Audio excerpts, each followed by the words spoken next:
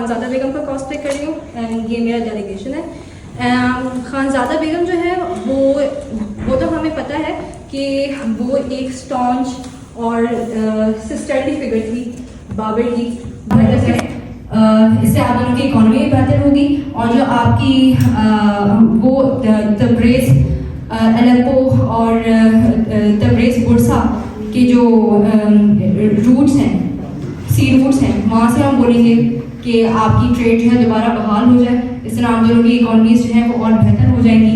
And अगर हमारे ताल्लुकात बेहतर हुए, समरकंद हमें मिल गया तो अमूद एरिया से हम पर्शिया जो है ना वो ट्रेड कर सकते हैं। हमारे पास सिल्क की प्रोडक्शन बहुत ज़्यादा है, तो अगर आप ये सब तभी हो सकेगा अगर आप हमें समरकंद देंगे, समरकंद हमें दिलवाएंगे। सर, जिस तरह से बात की जा रही है कि शहबानी खान है वो बैंकरप्ट हो चुका है, तमाम चीज़ें, अगर वो बैंकरप्ट होता तो वो इतनी ज़्यादा डेवलपमेंट नहीं कर सकता, which is the proof evidence.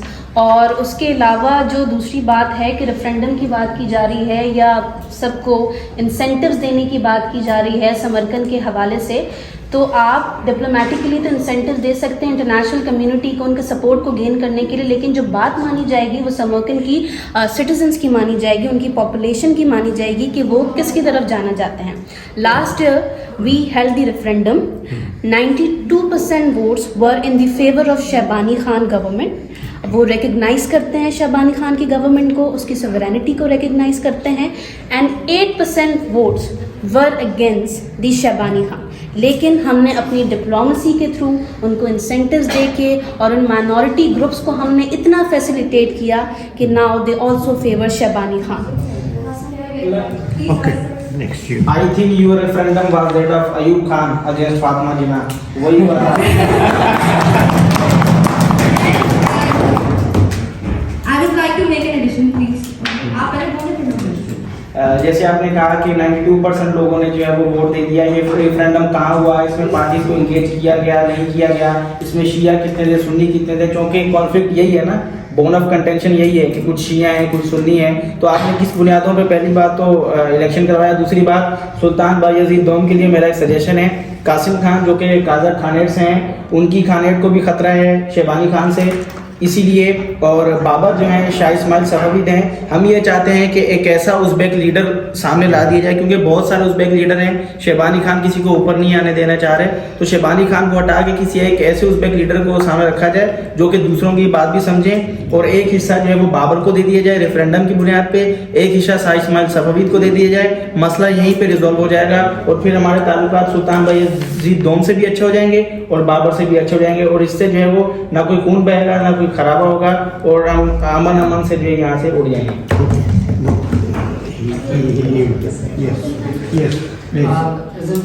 Qasim Khan, हम जाहिर सी बात है आप लोगों ने वाइड नोटिफिकेट 92% आपके शेबानी को एक्सेप्ट करे, तो हम शेबानी के अगेंस्ट में, क्योंकि उसने जाहिर से बहुत अपनी पूरी जो एक्सपेंडिचर पॉलिसी को अप्लाई करते हमारे टेरिटरी तक आ गए थे और हम पे इन्वेट किया था, और ये हम कभी भी एक्सेप्ट नहीं करते कि कोई हमारे टेरिटरी पे आके कब्जा कर ले, तो ये इंटरनेशनल लॉ के अगेंस्ट भी, तो हम उसे अगेंस्ट में जाएंगे। Thank you.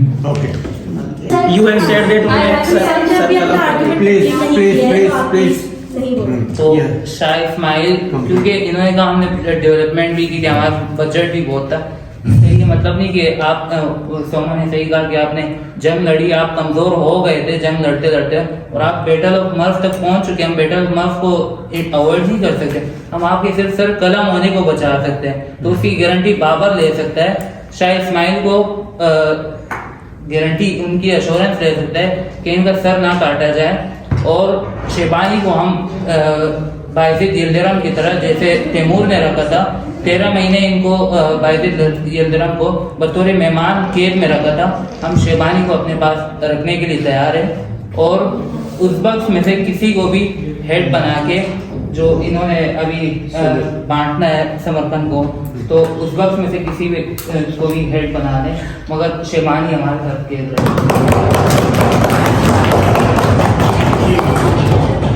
जिस तरह से उनकी किलिंग की, समरकंद के लोगों की, उसके अलावा भी बुखारा और दूसरी जो एंटिटीज थी उज़्बेकिस्तान की, जिस तरह से आपने ऑप्रेस किया, तो आपको भी 13 महीने की इम्प्रिजनमेंट फेस करनी पड़ेगी, और खानजादा बेगम आपको स्पिनिच की 2 साल की इम्प्रिजनमेंट फेस करनी पड़ेगी। एज आई मेंशन के सब कुछ कंसर्न्स और व्यूज़ देख रही हूँ। बेसिकली बाबर को भी मैंने सपोर्ट किया था जब बाबर पे शबानी की तरफ से इन्वेजन हुआ था, तो बाबर के जो रिफ्यूजीज़ हैं उसे मतलब के बायजीद मैंने मतलब अपने पास रखा था, वहाँ रख के जब बाबर ने उस ही ड्यूरिंग दैट एरा बाबर ने जितने भी मिलिट्री जो स्किल्स हैं और एडमिनिस्ट्रेटिव स्किल्स हैं वो बायजीद यानी कि ऑटोमन एम्पायर से सीखे थे। ऑन दी अदर हैंड जो मैं अगर बात करूँ शबानी की, तो शबानी को आई हैव सपोर्ट किस चीज़ पर किया था, जब शाह इस्माइल जो हैं वो मतलब कि इन्फोर्समेंट कर रहे थे सुन्नी को शिया बनाने में। आप अगर देखा जाए तो 800 साल पहले वहाँ पर जितने भी ईरान है वहाँ पे सुन्नी मुस्लिम ज़्यादा थे और शिया मुस्लिम्स कम थे, लेकिन उसके बाद जिस तरह जो है वो रूलर्स चेंज होते गए और एम्पायर बदलते गए, तो with the passage of time जब ये आए शाह इस्माइल आए और बहुत ही कम उम्र में इन्होंने देखा जाए तो काफ़ी आगे जो है बढ़ गए थे। और अगर शबानी की बात की जाए तो शबानी ने तैमूरिद और मंगोल दोनों को जो है ना उनकी काफ़ी जो मतलब के टेरिटरीज थी उनको जो है ना इन्वेट करके अपने उसमें ले लिया था, कब्जे में ले लिया था। शबानी खान कहेंगे कि बाबर के साथ ये किया जाएगा, no I don't want it, मतलब कि एज ए मीडिएटर्स हम ये नहीं चाहेंगे, इसमें है ब्लड शेडिंग होगी। अगर आप शबानी को एग्जाइल में रहेंगे, शबानी की जो अलायंस है वो खड़े हो जाएंगे, शबानी की जो वहाँ पे सिविल वॉर का खतरा है, क्योंकि शबानी जो है उनका फेवरेट लीडर है, अपने उज़्बेकिस्तान का फेवरेट लीडर है। तो जब शबानी के साथ ये होगा तो क्या होगा, सिविल वॉर के चांसेस हैं। तो I don't want it to do at all. मैं ये चाहूँगी कि आप जितने भी हैं अपने टेरिटोरियल डिस्प्यूट्स को जो है ना अपने लिमिट तक रखें और अपनी स्टेट्स को कंसोलिडेट करें, और जो जिसकी फॉर एग्जांपल समर्थन अगर हम बाबर को दे देते हैं तो शबानी खान अपने उज़्बेकिस्तान को जो है ना वो कंसोलिडेट करने की तरफ मतलब के कंसर्न दिखाएं। उसमें डिस्कस कर लें, हो सकता है किसी कॉर्नर में जाकर डिस्कस कर लें। तो मेन लीडर ओनली सर कह रहे मेन लीडर 6 होंगे पढ़ रहे होते हैं, ठीक है, लेकिन जब तक हम उन कॉन्सेप्ट को उस नॉलेज को अप्लाई नहीं करेंगे प्रैक्टिकली, तब तक जो है एक अच्छे हम जो है ना डिप्लोमेट और IR के स्टूडेंट नहीं बन सकते हैं। तो मेरे ख्याल से ये चीज़ें होनी चाहिए। और 1-2 चीज़ें अगर सर की इजाज़त हो तो मैं यहाँ पे ऐड करूँगा कि एक जो है ना जो सिटिंग अरेंजमेंट, मैंने सर से ये कहा कि अगर ये U फॉर्म में होती है आपकी तो वो मच बेटर होता, चीज़ें अलग से। और दूसरा हमेशा कोशिश करें कि जब आप बात कर रहे हैं तो you have to address the chair, ठीक है, आप क्रॉस टॉक आपस में ना करें, ठीक है।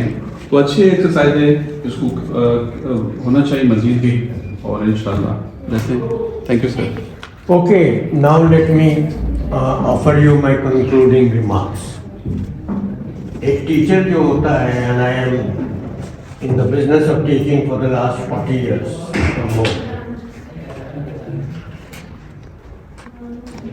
टीचर बोलना चाहता है, आपने 2 घंटे हमें सुनने पे मजबूर किया है, अब आपको सुनना है, ठीक है।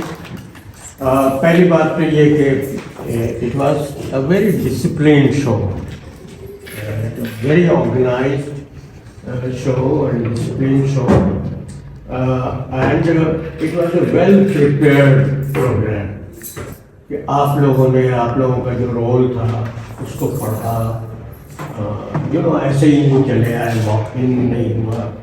I am very much impressed by all the speakers जिन्होंने बात की, और फिर क्रिएटिविटी केम इन, आपने इंटरवेंशन किया विदाउट प्रायर प्रिपरेशन, आपने क्वेश्चन आए, चैलेंज किया, ब्लेम किया, played the role very well.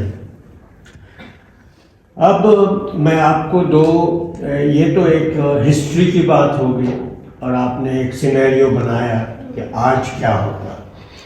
अब मैं रियल वर्ल्ड का आपको एग्जाम्पल देता हूँ जो हमारे पाकिस्तान में उस तरह नहीं पढ़ाया जाता। 2 territorial disputes, one is Hong Kong. Hong Kong China degenerate हो रहा था, डेकेडेंट सोसाइटी थी, ब्रिटिश ने ओपियम ट्रेड शुरू किया, चाइनीज गवर्नमेंट ने और पीपल ने रेजिस्ट किया कि नहीं हमें नहीं चाहिए, उस पर उन्होंने वॉर की, 2 वॉर की, ओपियम वॉर, और चाइना के कुछ हिस्से उन्होंने कैप्चर किए, उसमें हांगकांग था। हांगकांग पर ये ट्रीटी हुई कि 99 ईयर्स तक वो ब्रिटिश के अंडर में होगा। वो चलता रहा मामला, शायद 1897 में या 98 में एग्रीमेंट फाइनल हुआ और ये 1997 में इन्हें जाना था। अब चाइना में रेजिस्टेंस मूवमेंट बढ़ी, रेवोल्यूशनरी मूवमेंट हुई। 1949 में चाइना एक रेवोल्यूशनरी पावर हो गया। पूरे चाइना में पीपल्स पावर और कम्युनिस्ट पावर था, माओ ज़ेडुंग लीडर था। वो चाहते तो एक दिन में हांगकांग ले सकते थे, लेकिन उन्हें पता था कि अगर हम वहाँ गए तो फिर ब्रिटिश फौज आएगी कि आपने ट्रीटी को वायलेट किया, जबकि वो ट्रीटी खुद इलीगल थी और हांगकांग हिस्टोरिकली उनका हिस्सा है। उन्होंने 5000 ईयर्स के सिविलाइजेशन है, हम तो सिर्फ 75 साल के नए मुल्क हैं, हमें तो कुछ भी नहीं आता। या अमेरिका 300 साल का मुल्क है तो इन्हें भी कुछ नहीं आता, वो 5000 साल का मुल्क है। ईरान 5000 साल का मुल्क, अफगानिस्तान 5000 साल का मुल्क। पाकिस्तान कुछ नहीं है इनके सामने, हिस्टोरिकल एक्सपीरियंस के सामने। हाँ, सिंध का एक्सपीरियंस है, पंजाब का एक्सपीरियंस है, पाकिस्तान का कोई एक्सपीरियंस नहीं है। तो चाइना ने वेट किया। चाइना को पता था कि अगर हम कैप्चर करते हैं हांगकांग तो ब्रिटिश फोर्सेस आ जाएंगी, अमेरिकन फोर्सेस आ जाएंगी, फिर क्या होगा, फिर हमारा रेवोल्यूशन ख़त्म हो जाएगा। They waited and waited and waited. 81 से उनकी निगोशिएशन शुरू हुई यूके से कि भाई ट्रीटी अब ख़त्म होना है और हमको हांगकांग मिलना है। यूके ने बड़ी कोशिश की कि कुछ वायलेशन हो जाए और हम बहाना मिल जाए। आखिर में जाकर एग्रीमेंट हुआ और उन्होंने कहा कि ठीक है, हांगकांग हम आपको दे देते हैं, लेकिन हांगकांग में कैपिटलिस्ट पॉलिटिक्स होगी, कैपिटलिस्ट इकॉनमी होगी। अब एक कम्युनिस्ट पावर के लिए बड़ा मुश्किल था, क्योंकि अब ये उन्हें पता था कि हांगकांग के ज़रिए ये अब कम्युनिज्म को ख़त्म करेंगे। और उन्होंने एक अरसा रखा कि उस अरसे तक आपकी पूरी यानी पॉलिटिक्स वही डेमोक्रेटिक और चलेगी, आप इंटरफेयर नहीं करेंगे। बहुत मुश्किल कंडीशन थे। हांगकांग को उन्होंने मान ली कंडीशन और 1997 में परहैप्स हांगकांग इनके हवाले हो पीसफुली। और हांगकांग कोई सैटिन ग्लेशियर नहीं है जहाँ कुछ भी नहीं, it's a valley of gold. ये विजडम होती है, ये होता है टेरिटोरियल डिस्प्यूट का। अब एक दूसरा एग्जांपल देता हूँ। पेरू और इक्वेडर, ये दो लैटिन अमेरिकन स्टेट्स हैं। झगड़े उनके चलते थे, एक बॉर्डर पे तनाज़ा था, टेरिटरी पे तनाज़ा था। 3 जंगें उन्होंने लड़ी और जैसे इंडिया पाकिस्तान का है वैसा रिलेशनशिप था। इक्वेडर भी असलहा ख़रीद रहा है, पेरू भी असलहा ख़रीद रहा, और ये चल रहा था, टेंशन थी। उसी ज़माने में उन मुल्कों के करीब नाम नहीं याद आ रहा है कंट्री का, वहाँ एक कॉन्फ्रेंस थी। उस कॉन्फ्रेंस में यूहान गाल्टुंग साहब वहाँ कॉन्फ्रेंस में गए। The Norwegian scholar is the founder of peace scholar, Galtung कहते हैं। I have the honour of working in his institute in Norway and meeting him. तो यूहान गाल्टुंग वहाँ कॉन्फ्रेंस में थे। उसी कॉन्फ्रेंस में इक्वेडर का फॉर्मर प्रेसिडेंट था। इन दोनों की मुलाकात होती।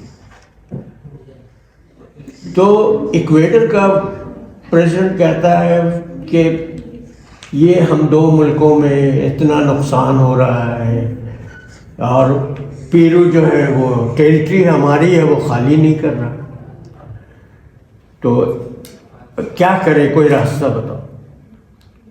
तो गाल्टुंग ने कहा कि तुम ऐसा क्यों नहीं करते हो कि उस टेरिटरी को इंटरनेशनलाइज कर दो,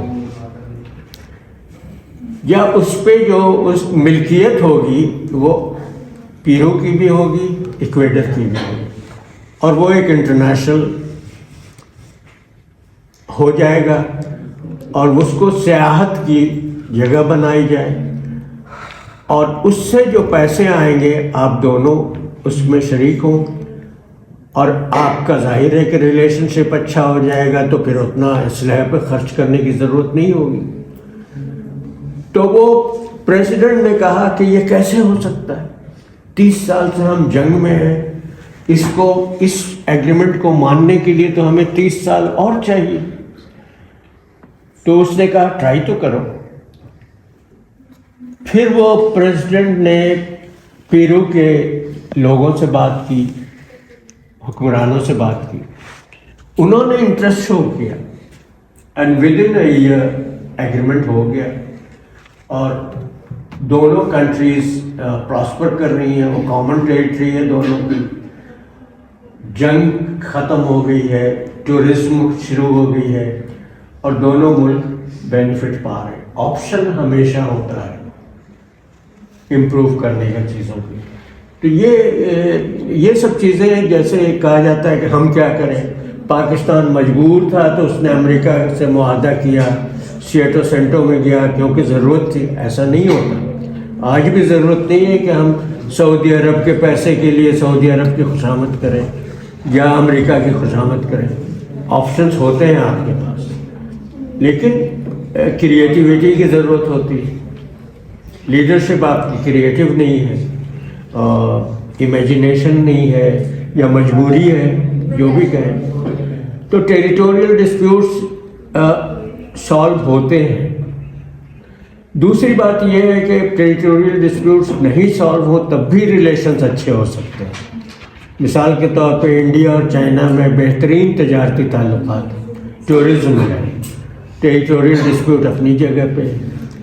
अमेरिका और चाइना के साथ तजारती ताल्लुकात ज़बरदस्त हैं। ताइवान जो जिसको कहते हैं, अमेरिका कहता है कि इन दोनों में राइवलरी है, लड़ाई होनी चाहिए। ताइवान का इन्वेस्टमेंट बहुत ज़्यादा है चाइना के अंदर, तो इंडिया पाकिस्तान का क्यों नहीं हो सकता? कि यहाँ पे हम देखते हैं कि इंडिया को कोई फिक्र नहीं है क्योंकि इंडिया इज़ गोइंग अहेड। फिक्र हमें होनी चाहिए कि हम दलदल में फंसे हुए हैं, लेकिन हमारी सोच। मैंने एक आर्टिकल अभी लिखी है, वो एडिटर फॉरेन में, तो उनका ये होता है कि हम अपने आर्टिकल शेयर नहीं कर सकते। तो उसको मैंने स्टार्ट किया है कि Pakistan is a frozen country because it's imagination is frozen. तो ये आप लोगों का काम है, क्योंकि पाकिस्तान के हालात अच्छे नहीं होंगे तो सबसे ज़्यादा आप सफ़र करेंगे। आपको जॉब लेनी है, आपको आगे बढ़ना है, तो आपको पाकिस्तान को यानी उसको मजबूर करना है कि वो पीस के रास्ते पे आए और विजडम के रास्ते पे आए। Thank you so much, I am so happy, I love you all. It's a wonderful meeting with all of you. Thanks a lot for giving me.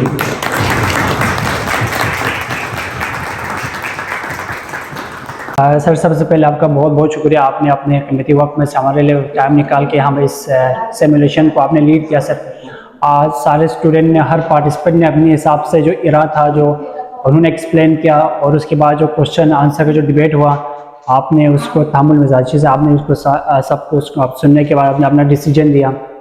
तो सर, आपने इस पूरे जो सिमुलेशन में जो स्टूडेंट की पार्टिसिपेशन से आपने क्या नतीजा अखाज़ किया और आपको क्या चीज़ें यहाँ पर नज़र आई सर, देखने को मिला? मैं यहाँ आकर बहुत खुश हुआ। उर्दू यूनिवर्सिटी के शोबे बैनुल अक़वामी ताल्लुकात ने बहुत अच्छा प्रोग्राम ऑर्गेनाइज़ किया, स्टूडेंट्स को सीखने का मौका मिला और मैंने देखा कि उन्होंने बहुत संजीदगी के साथ सिमुलेशन में हिस्सा लिया। थॉट्स आए, उनकी तैयारी थी अच्छी, और बहुत कुछ सीखा होगा। आप लोगों का भी शुक्रिया कि आप लोगों ने ऑर्गेनाइज किया ये programme. Thank you sir, and I feel proud of all of you. Thank you. Sir, आपने जिस तरह के स्टूडेंट ने जो प्रेजेंट किया उसमें से हर एक ने अपनी तरफ से एक पॉइंट दी, उसके बाद एक डिबेट हो रहा था, उसमें एक लेंथी जो एक ड्यूरेशन था 2-2.5 घंटे तक उसको सुनना, जाहिर सी बात है हमारा आपके लिए वक्त की कमी होती है, लेकिन फिर भी हम सबको सुनने के बाद जो एक नतीजे पर पहुंचा कि हम कि जो हमारा टॉपिक था जो कि समरकंद बुखारा पे शेबानी अच्छा, कासिम खान अच्छा, जितने भी जो स्टेक होल्डर थे वो किसी डिबेट पे हमें सेटल होते हुए नज़र नहीं आए। तो आप एंड में उनको डिसाइड करते हुए क्या स्टेटमेंट आपको इनको देना चाहेंगे सबको, जो कि सबके लिए काबिल कबूल हो? एक्चुअली ये मैंने तो बहुत कुछ सीखा, क्योंकि हिस्ट्री के उस हिस्से को जिस तरीके से इन डेप्थ स्टडी करके स्टूडेंट्स ने प्रेजेंट किया और एक एक रोल को लेकर आगे बढ़े, वो वक्त जो था वो पावर पॉलिटिक्स का वक्त था, सोर्ड का पावर, हथियार का पावर था, जंगें नॉर्मल चीज़ें होती थी। तो उस ज़माने में तो जिस तरीके से सेटल किया गया वो सेटल हुआ, लेकिन आज के ज़माने में अगर समरकंद हो तो यकीनन मुल्कों के हाकिम ये चाहेंगे कि पीसफुली रिजॉल्व हो। और मैं समझता हूँ कि ये सारे ममालिक अवाम के प्रेशर की वजह से भी एक पीसफुल सॉल्यूशन को पसंद करेंगे बजाय वॉर की तरफ जाने की। तो ये डेफिनेटली मुझे नज़र आता है कि आज के ज़माने में ये चीज़ होती तो जंग के बजाय डिप्लोमेसी के ज़रिए, गुफ्त शनीद के ज़रिए हल होता, और यही मैं भी हल देता। मैं भी उन्हें यही कहता कि भाई आपको जंग नहीं करनी। एग्जैक्टली। यहाँ पे एक बात और ये कहता चलूँ कि हुक्मरान को कभी मुल्क नहीं समझना चाहिए। जी बिल्कुल सही। वो नेशनल इंटरेस्ट की बात करते हैं, वो रिप्रेजेंट करते हैं as if they are representing the country. सही मानों में जो पावर है, जो रिप्रेजेंटेटिव है, वो पीपल है।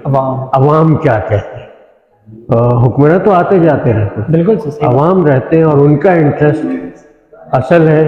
ये नहीं कि एक हुक्मरान ने कह दिया ये नेशनल इंटरेस्ट है तो वही नेशनल इंटरेस्ट, जंग में जाना है तो जाना है। नहीं, मुझे जंग नहीं पसंद है, मैं नहीं जाऊंगा। तो इस सिमुलेशन से काफ़ी मेरा ख्याल है कि स्टूडेंट्स भी तो उनको सोचने का मौका मिलेगा और it's very good and it should go on. Thank you so much. तो नाजरीन, ये थे आज हमारे साथ farmer chairperson department of international relation from Karachi university, आज ना प्रोफेसर डॉक्टर मेहदी साहब आज हमारे साथ इस सेशन को चेयर कर रहे थे और उसमें अपने तासुरात दिए, बहुत ही एक्सप्लेन किया उसको। उम्मीद है उसके तबसरे और तजज़े से आप उनको ये मुस्तफ़ीद हो गया होगा। हमें इजाज़त दीजिए। अल्लाह हाफ़िज़। Thank you so much. Very good.